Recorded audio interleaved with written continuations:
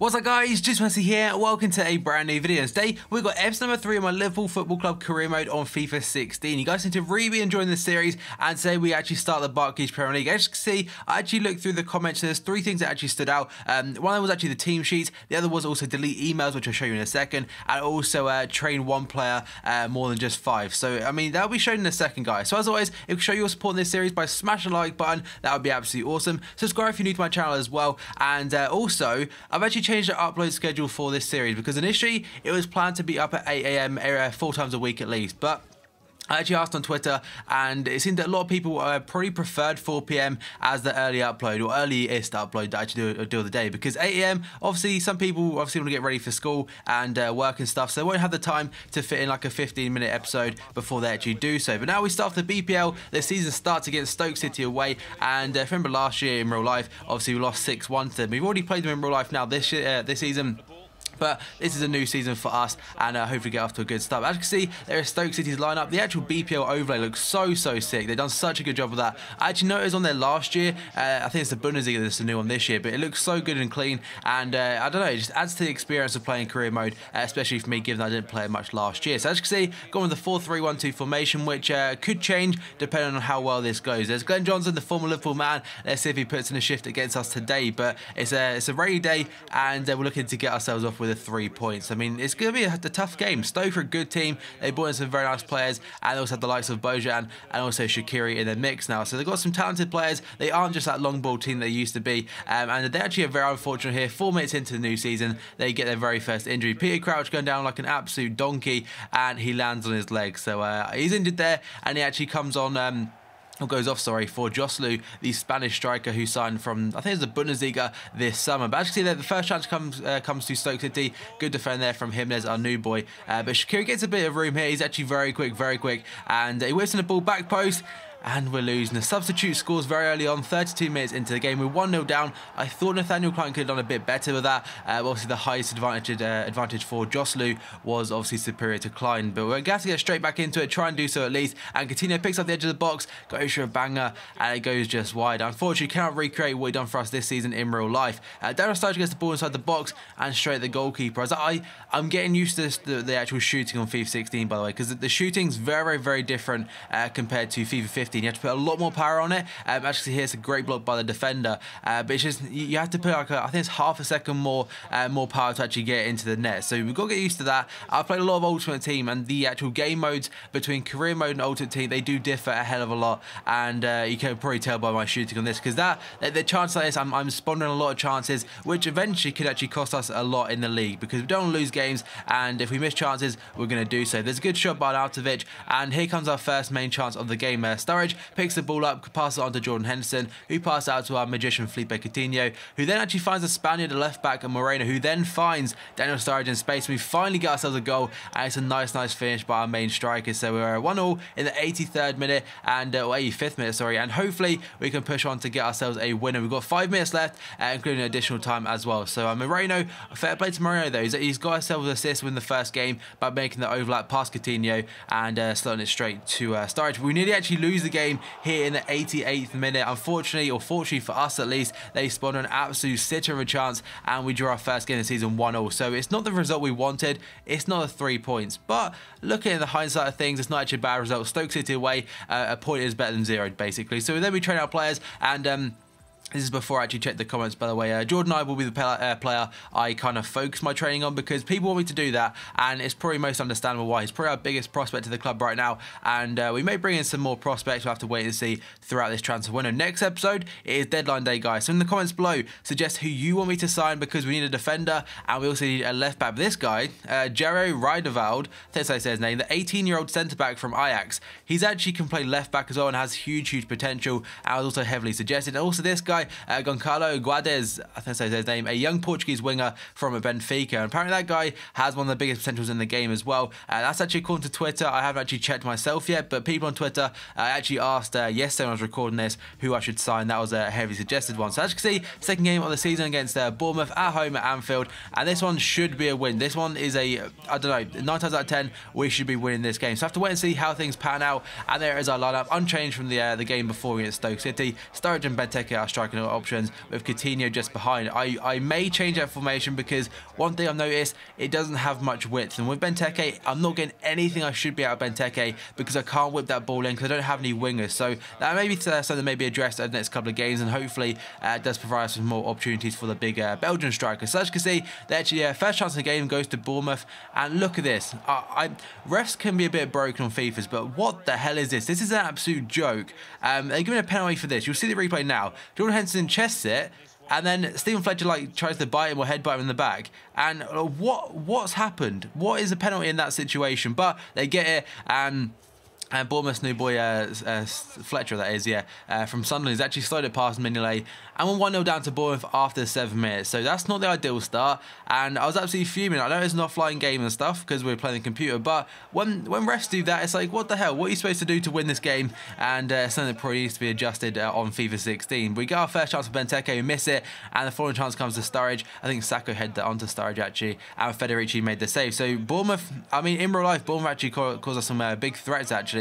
But the one thing I found strange, they weren't playing their main boy, Callum Wilson, up front. They're actually playing Stephen Fletcher, and obviously Callum Wilson in real life right now is absolutely on fire. So I was very surprised about that. And if he doesn't get much game time, he may be a good option for a backup striker in January. We'll have to wait and see how things pan out. So they bring on a substitute at half-time. They bring on Arthur, I think that is, and we're still 1-0 down. But Sturridge gets the ball here, and this is such a feeble effort, straight at the goalkeeper. And I don't know, it's me getting used to it. You have to put so much more shot power on it now, and it's just one thing that I'm going to have to get used to, basically. But it should come into play in the next couple of days probably, or next couple of episodes, because honestly it's a bit pathetic how I'm missing so many chances. We do get a good opportunity here. Sturridge gets through and Distan slides him out, and we get a penalty. So 2 penalties in the game so far, and that actually also means Bournemouth down to 10 men with their captain Sylvain Distan getting sent off, and Sturridge steps up and he slots it to the right hand side of our screen, or the left hand side of the goalkeeper. One apiece, and hopefully this is a good building block now, can go on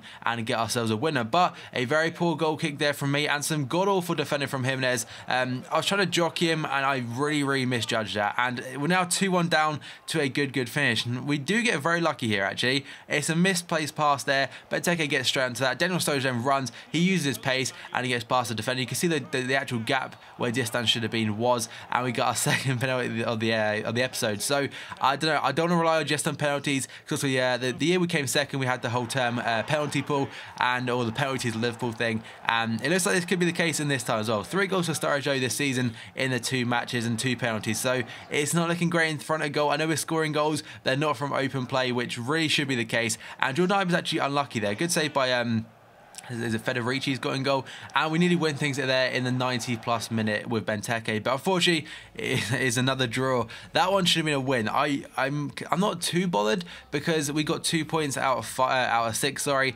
but it's still not what I really wanted. But as you can see, Jordan Ibe actually goes up a rating to a 72, and he's actually looking like a very good player now. I think he's got up 2 ratings already from what we actually started on yesterday. So Emre Can, also Jimenez, as people will be training for now. And one of my youngsters, what was his name? Chirivella. He came on the Europa League the other day actually. He's on loan to Swindon now.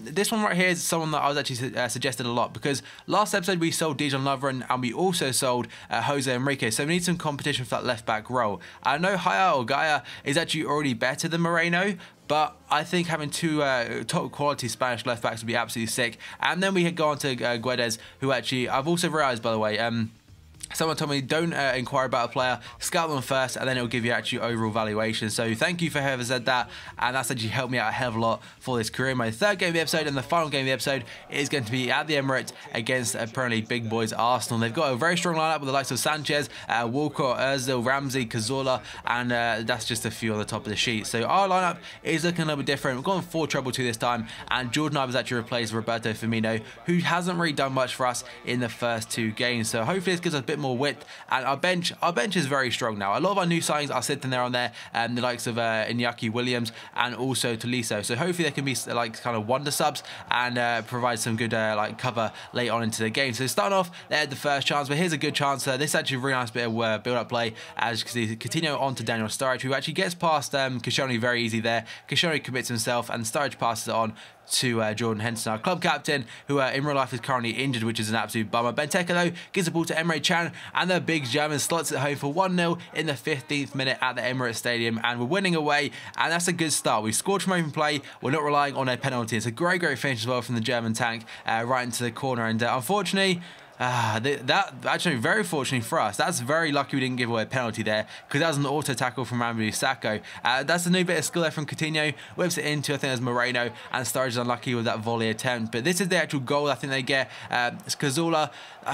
It's me and Jockey, and me and Jockey do not come hand in hand right now, especially on career mode. On Ultimate Team, I'm absolutely fine, because you can expect the online people to make mistakes, whereas the computer, they're not having any of that. And unfortunately, we nearly made it 2-1 there in the 45th minute, but I can't actually find the back of the net. So it's been a tough game, but look at this with determination from Emre Can. Nicks the ball off Laurent Koscielny, not once, but also twice. He gives it away there, but he does maintain the ball, and he whips that ball into Benteke, who finished it very calmly into the back of the net. So 2-1 up, and Benteke is absolutely loving that goal. He's going absolutely mental, and he's running up to the cameraman as well, blowing a kiss. So, I mean, we're looking decent. This has been probably our best performance out of the 3 so far, and Emre Can has put an absolute man-of-the-match display. He's got a goal with the first one, and he made the second one. He gave Benteke an open net to actually score. And the game, look at this glitch by Walcott. That's the reason they get the equaliser, because Walcott does like some magician shit. Look at this, ready? What the hell is that?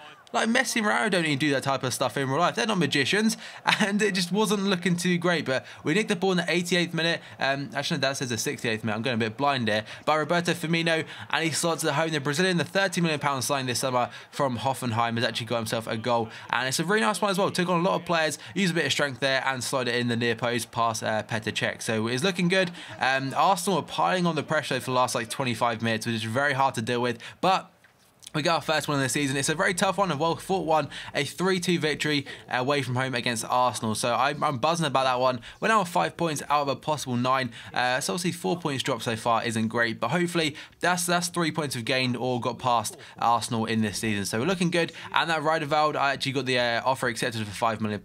And we go into the contract offer. We offer him 35k a week and a future first-team player. But that squad role, I've noticed squad role is very important for actually getting a player, because if you say do not specify, it seems a lot easier to actually get them. As you can see, Benfica won £3 million or £3.5 million for Guedes. I say £3 million, and we can get a deal going. And luckily enough, that actually proves to be enough in the next couple of minutes. And there's higher. They want a big fee. That is not going to happen. We cannot really afford to waste like 23 mil or whatever it was on a left back. Then we do some more training. This time Jimenez and also Jordan Ibe. Ibe is actually improving very well, like I said before, and Jimenez is very close to being a 79 rated player. And next, but then this is actually Alderweireld. He actually Riedewald, sorry. He actually declined the contract offer at first, offering 38k a week, and hopefully that is enough to persuade him. And then we see there Benfica accept, and I think it was £3 million for the 18-year-old that has like 86 potential, I think people were telling me. So he won't be playing that much, but he may be loaned out, and he will also be trained a lot, just like we're doing with Jordan Ibe right now. And we actually complete another signing this summer, and that is going to be Jerry Riedewald,